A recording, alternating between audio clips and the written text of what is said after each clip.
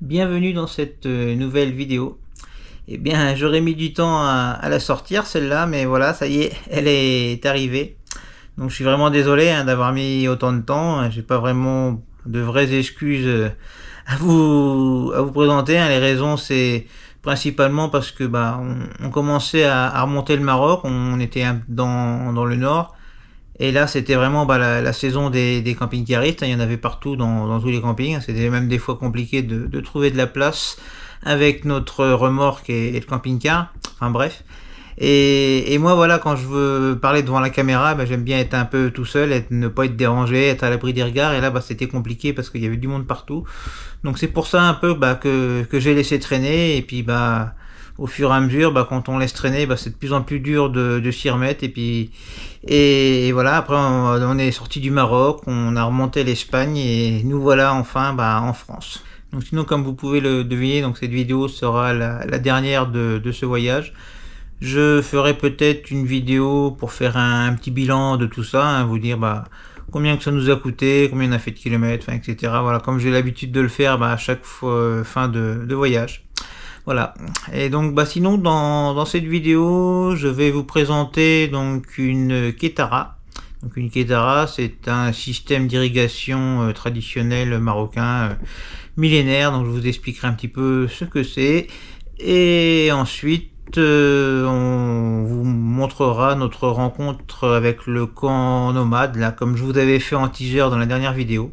Donc on va vous le montrer et on finira par cela. Voilà, j'espère que ça vous plaira et les images arrivent tout de suite. Bienvenue sur notre chaîne YouTube. Moi, c'est Amaury et je suis accompagné de Bernadine, ma maman, surnommée affectueusement Didine. Notre duo parcourt le monde en camping-car depuis 2016. Malgré nos défis liés à une maladie génétique, Didine est en fauteuil roulant, nous embarquons dans des aventures sans limite et passionnantes. Dans nos vidéos, nous partageons notre vie quotidienne, les hauts et les bas, les défis que nous affrontons, mais aussi nos moments de joie et nos rencontres inspirantes. Nous voulons vous faire découvrir le monde à travers nos yeux, vous immerger dans de nouvelles cultures et surtout vous donner l'envie de voyager et de vous lancer dans cette extraordinaire aventure. Abonnez-vous à notre chaîne pour ne rien manquer de nos périples. Ensemble, explorons le monde et brisons les barrières. On vous souhaite la bienvenue dans notre univers. Donc avant de vous montrer les images, je vais faire quelque chose que je ne fais pas souvent.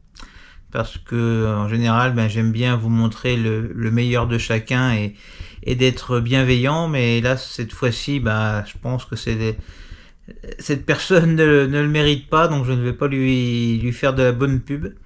Donc nous sommes allés visiter les Kétara chez Bachir, donc c'est à côté de Airfood. Donc je vous montrerai les coordonnées GPS et je ne vous conseille vraiment pas d'y aller parce que c'est clairement un attrape-touriste et c'est une arnaque. Voilà, la visite ça dure grosso modo au total 5 minutes. Donc en gros tu descends dans le puits. Tu fais 50 mètres et tu remontes à la surface et c'est fini.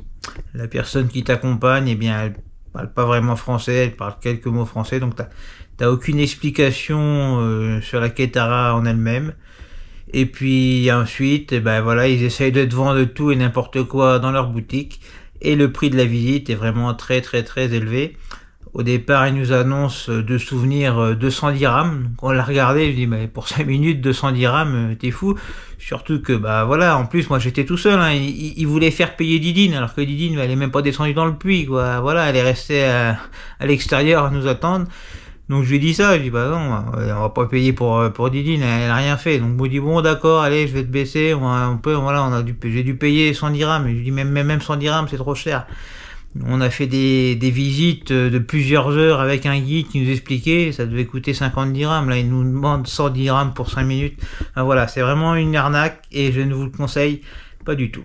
Malgré ça, j'ai fait quand même réussi à faire quelques images, même si c'est très très sombre dans la Kétara. Et puis toutes les explications, je les ai trouvées avec mon ami Google. Voilà, mais je trouvais quand même ça très intéressant de vous montrer ce que c'était une Kétara. Et donc c'est pour ça que je vais vous montrer ces images.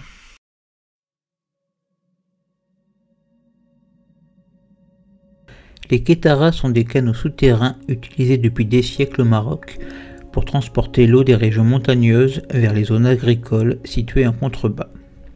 Les canaux sont creusés à la main et forment un réseau de tunnels inclinés qui permettent à l'eau de s'écouler naturellement.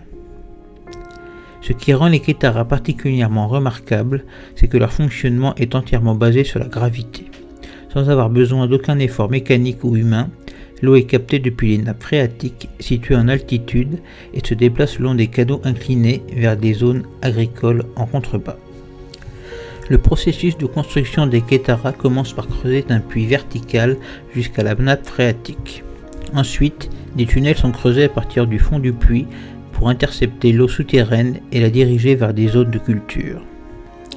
Les kétaras sont conçus de manière à minimiser les pertes d'eau par évaporation et à éviter la contamination. Ils sont également équipés de puits de ventilation pour assurer la circulation de l'air dans les tunnels. Ces systèmes d'irrigation traditionnels ont permis aux agriculteurs marocains de cultiver des terres arides et de garantir un approvisionnement en eau pour leurs cultures, même dans les régions les plus sèches du pays. De plus, les kétaras ont favorisé le développement de communautés agricoles prospères autour de ces sources d'eau précieuses.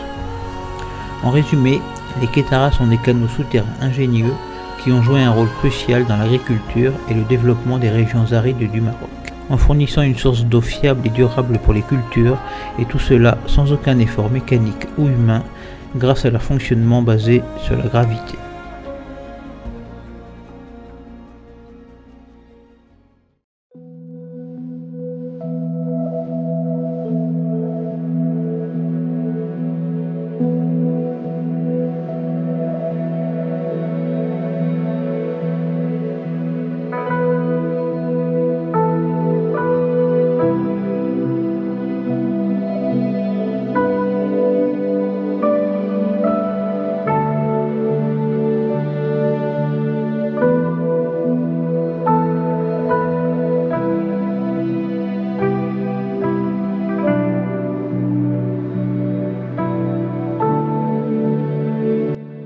Dans ce monde en perpétuelle agitation, où les défis semblent parfois insurmontables et où les épreuves peuvent sembler écrasantes, il est réconfortant de rencontrer des âmes qui incarnent la résilience et la générosité.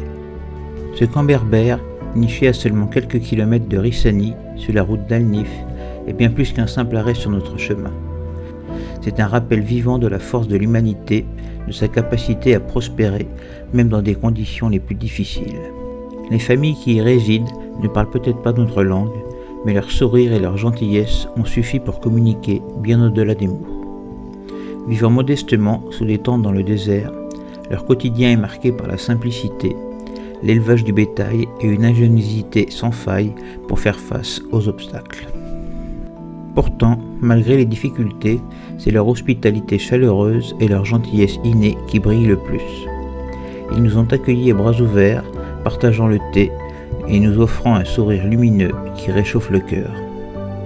En ces moments où le monde peut sembler sombre, où les divisions semblent prévaloir, ces rencontres nous rappellent la beauté de l'humanité.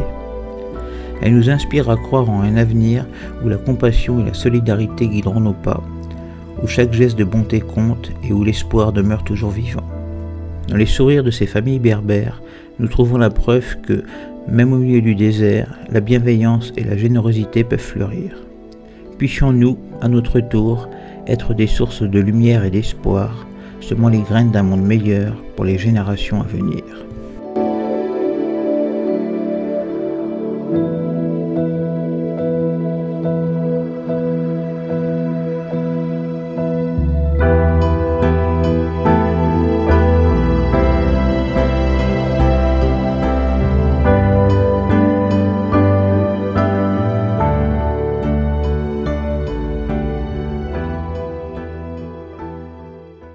Bien voilà pour ce camp berbère.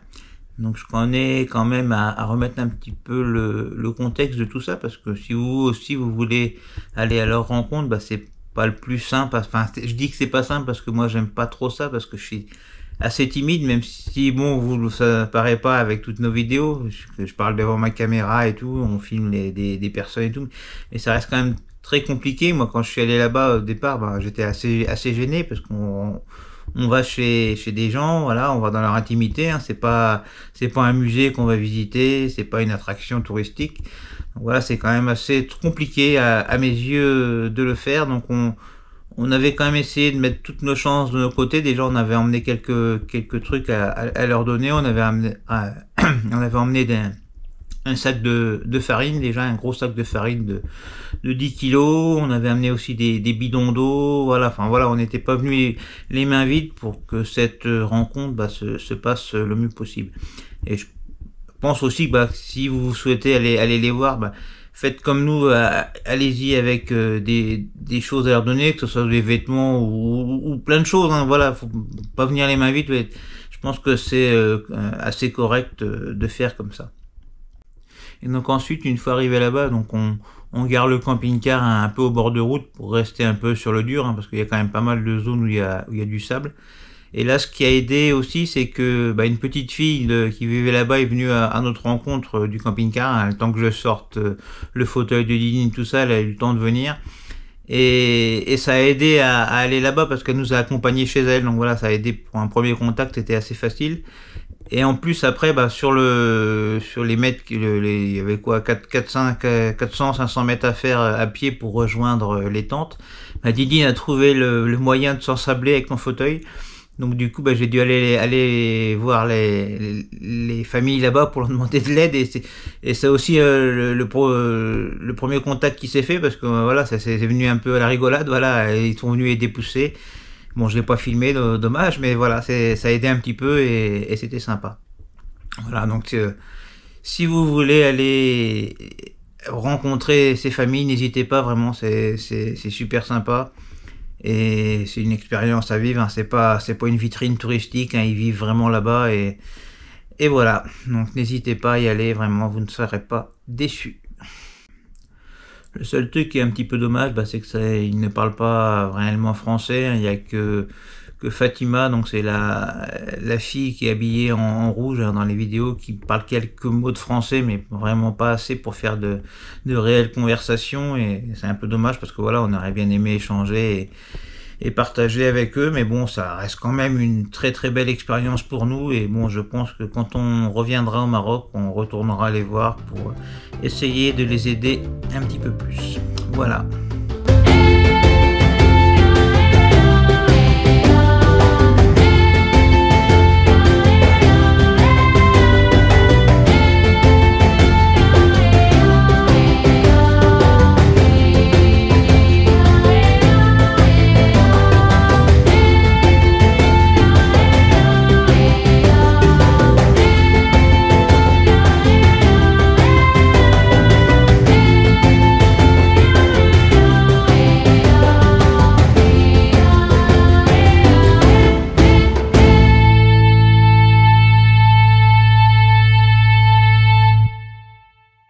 Bon, bien voilà, cette vidéo se termine. Ce sera la dernière vidéo de ce voyage, malheureusement. C'est déjà passé très très très vite, hein, 5 mois de voyage, voilà, c'est terminé. Bon, nos voyages ne vont pas terminer. Pour le moment, je ne sais pas encore quand on va repartir, parce qu'il y a beaucoup de choses qui vont arriver là dans notre vie. Je vais pas pour le moment vous en dire beaucoup. Mais il y a beaucoup de choses, et ça va vraiment nous changer la vie au sens propre et au sens figuré. Enfin, vous verrez tout ça, c'est vraiment un très très gros projet qui devrait arriver, et bien sûr on vous le partagera en vidéo. Mais pour l'instant, je ne vais pas vous en dire plus. Donc voilà, n'hésitez pas maintenant, comme d'habitude, hein, à nous laisser vos commentaires pour nous dire ce que vous avez pensé de tout ça, de notre voyage, de notre mode de vie. Enfin, n'hésitez pas, voilà. De aussi nous mettre un petit like pour nous soutenir pour les quotas de YouTube. Et puis, pour finir, vous abonner à notre chaîne. Allez, moi je vous dis à bientôt. Salut!